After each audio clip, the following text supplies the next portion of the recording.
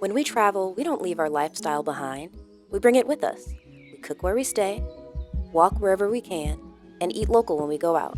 But just because we're away from home doesn't mean we're stopped eating well. Here's how we eat well and be well on vacation. For our first meal, I did a grass-fed ribeye seared in herb-infused Kerrygold butter topped with gorgonzola,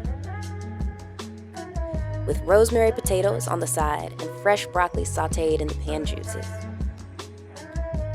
The next morning, we had leftover steak and potatoes with eggs, avocado, and homegrown microgreens. High protein, balanced fats, perfect fuel for a long hike. We hiked 580 steps to a waterfall in Blue Ridge Mountains. Then we hit a farmer's market and found locally made pecan truffle mushroom butter. And for dinner, grass-fed burgers on sourdough topped with cheese, microgreens, truffle butter spread, and sautéed onions.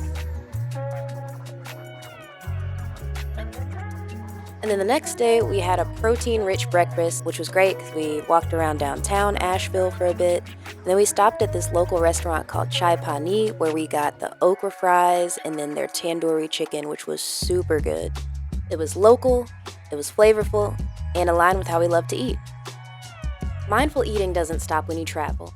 It's about intention, balance, whether it's steak and microgreens or a slice of carrot cake.